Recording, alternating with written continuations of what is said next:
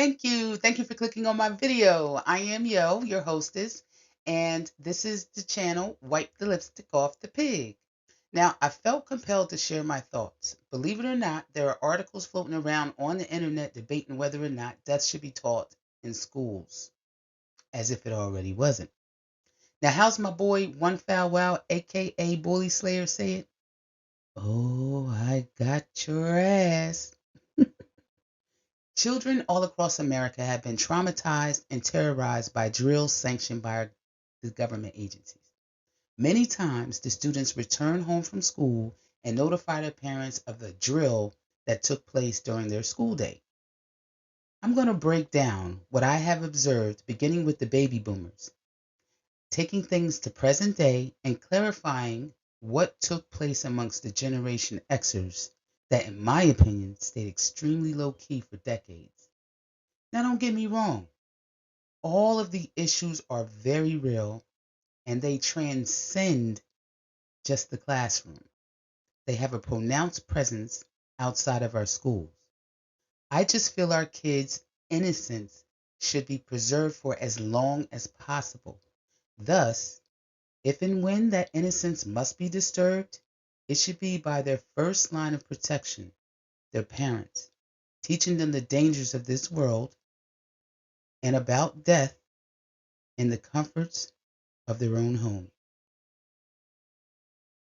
What you see before you is extracted from Wikipedia. I'm going to go ahead and read it. Cold War nuclear strike. Duck and cover. The solution was the Duck and Cover campaign, of which Duck and Cover was an integral part. Shelters were built, drills were held in towns and schools, and the film was shown to school children.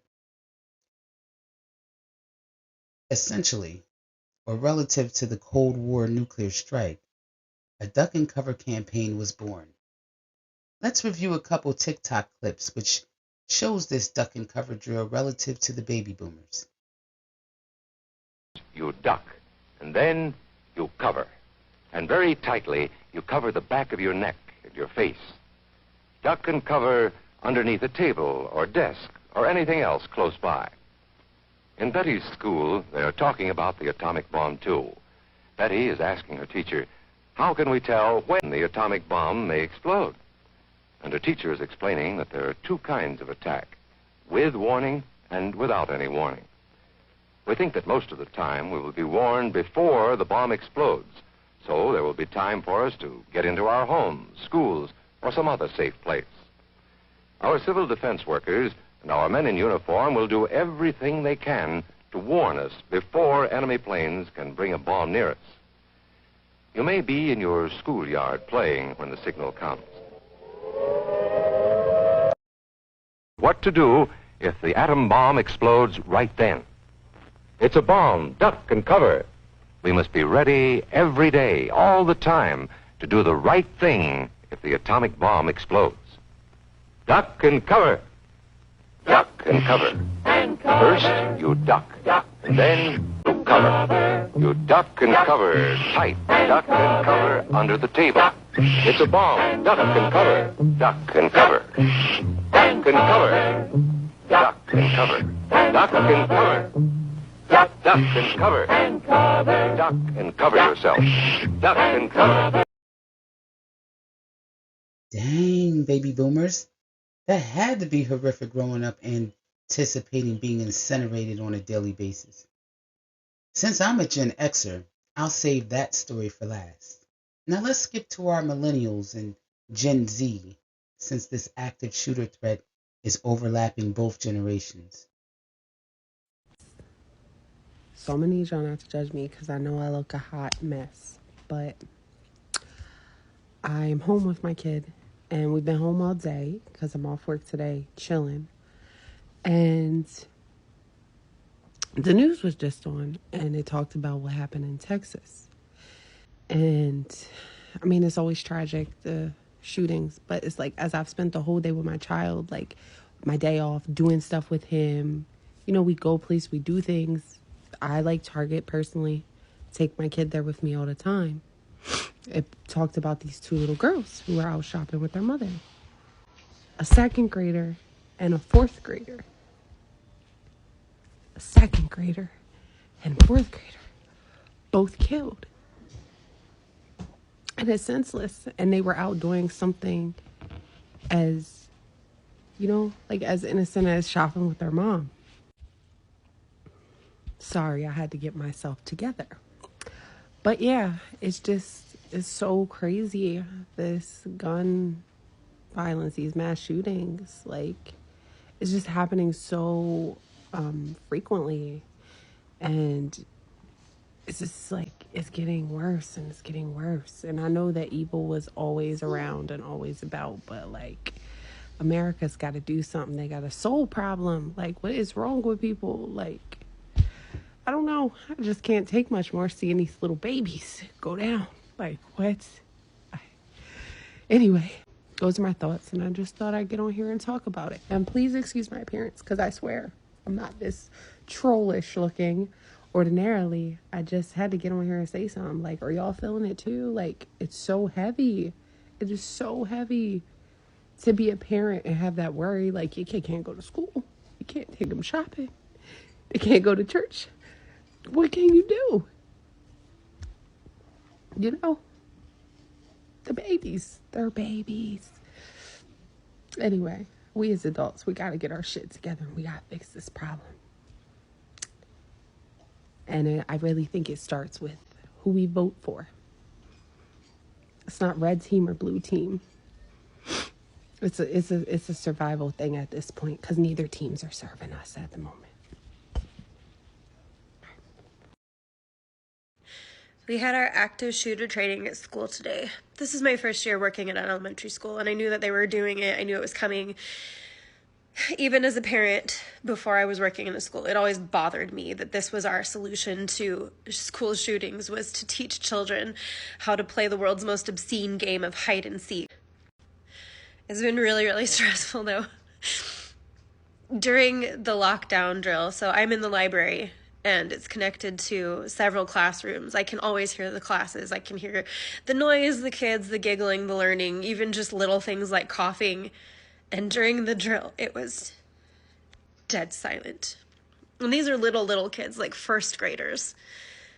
And even with how wiggly they are and how impatient they are, and even with them knowing it was a drill, they were dead silent. Because they know they have to be ready in case.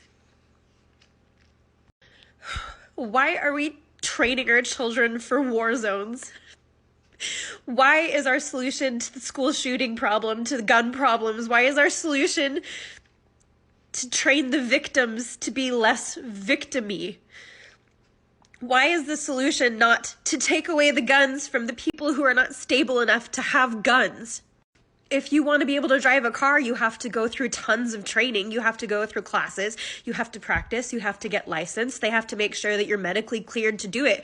Why is it so hard to learn how to drive a vehicle from point A to point B, but so easy to get a weapon that is literally used to kill things effectively? That's what guns were invented for. That's what they're mostly used for, is to kill.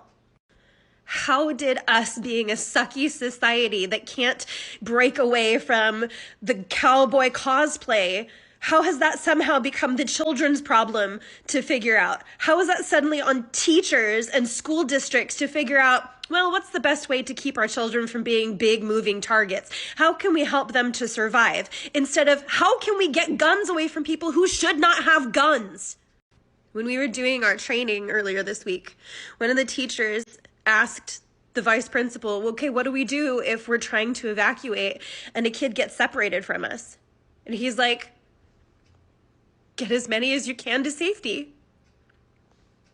I guess it sucks for whoever gets lost in the confusion or scared. I love my job, and I would happily stand between a gunman and those students if it would keep them safe. But that should not have to be an option. Little children should be a bigger priority than gun-toting vigilante wannabes. Children are more important than guns. Clearly, we have a long way to go in regards to protecting our children in this day and age. So, I mean, our millennials and Gen Z, there's a lot of us that are out here trying to do our best. So, I'll give you your props for that. As a Gen Xer, I'm going to get into our story a little bit. So, I have a couple clips before you, just showing you just the different wholesome TV shows. Now, I'm not going to tell you what these shows are, but if you know them, please put them in the comments. So it's a little mini trivia. Now, admittingly, Generation Xers were not forced to hide under desks or barricade doors like the baby boomers and millennials and Gen Z. We had the typical eardrum hurting fire drill and had to make haste and orderly fashion out of the building. Generation X, the AKA latchkey kids, we had the Saturday morning cartoons. We lived in a time where mainstream media would remind our parents, "It's 10 o'clock. Do you know where your kids are?" And all TV programs ended with the national anthem every night. The breakdancing and crush groove days, the big hair. Oh, I digress. We actually had a very liberating childhood, considering many of us wore keys around our neck because both of our parents were working. Hence the name Latchkey Kids. We had plenty of alone time or hanging with friends. We didn't have the luxury of the different gaming systems at home for the longest. We had Atari. And then it's had its limitations. So most of the times we hit up an arcade for a maximum gaming need.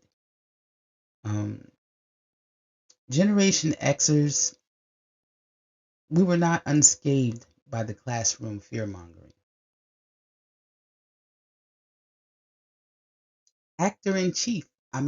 Commander-in-Chief, President Ronald Reagan, is a favorite amongst the middle and upper class here in America. He is still held in high regard amongst the Republican Party to this very day. His wife Nancy was spearheading the Just Say No campaign to combat the massive drug use in the country. The crack epidemic was in full bloom. Anywho, the U.S. had an epiphany to send a teacher into outer space through the Teacher in Space project in 1984. 2 years later, schools all across America had all of their students gassed up for this very event. Yes, kids all across America were forced to develop a personal relationship with one of the astronauts.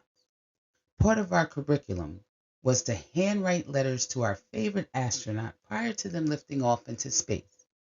We were being hyped up for months with classroom discussions about this upcoming historical event. Mainstream media had several interviews with the astronauts prior to the launch to ensure America's interest spread beyond inciting the children to partake in the festivities.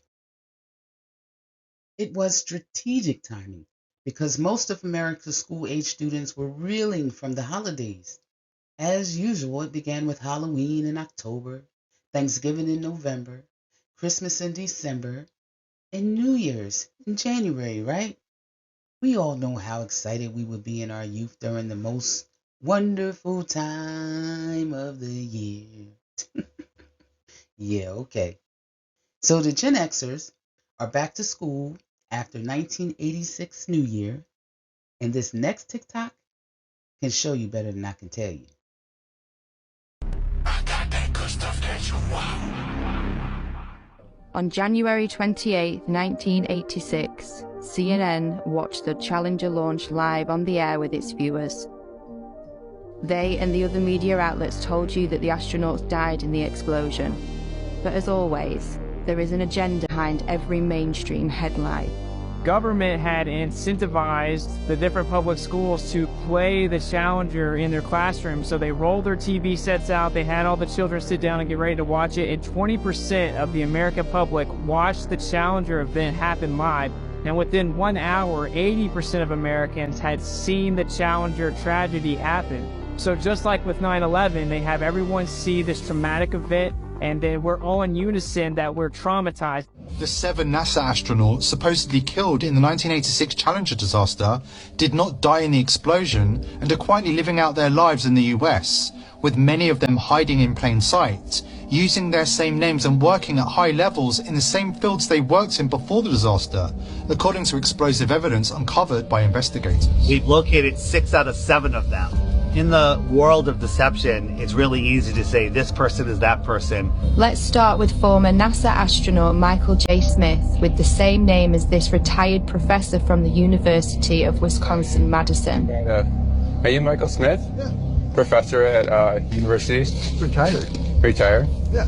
Yeah. Yeah, I just stopped by because there's a room. Are you aware of that? There's a rumor on the internet that people are saying. Yeah, it's not me, obviously. I mean, anybody that looks at my background, looks where I was born, it's not me. I mean, it's interesting that the Michael J. Smith that was the astronaut looks something like me when we were younger, but really not if you really look at facial recognition. You never been a pilot, never been in the military? Nothing like that. No. Next is former NASA astronaut Judith Resnick, with an exact doppelganger working at Yale University. 37 years have passed and she hasn't even changed her name. Side by side, there's no denying it. So statistically speaking, the odds that almost everyone on the Challenger have exact lookalikes with exact names still existing is kind of laughable, honestly. Exact doppelgangers existing in the world with the same names, and when confronted, they get very nervous and their stories begin to conflict and they have the same mannerisms. You know, it doesn't take a lot to put it together, honestly. Just check out the Yale professor's parents' interview. I believe it was like Channel 8 somewhere that did this. Just 2 years after her supposed death. Go to the displayed link. I'll have it in the description box too. Just take a gander at the parents' reaction. Do I dare ask? What is in store for Gen Z and our generations beyond? So I ask you, what do you think is next for Gen Z? I mean, an even better question is, what is feeding off of our collective fear and despair? And why does it require it in such a vast amount from innocent children? How do we stop them from getting fed? What can we do to protect our children and minimize our energy so it isn't easily sucked out of us? Please comment, like, and most importantly, share. And it's paramount that you subscribe to get future content to help the channel grow. Thanks for watching.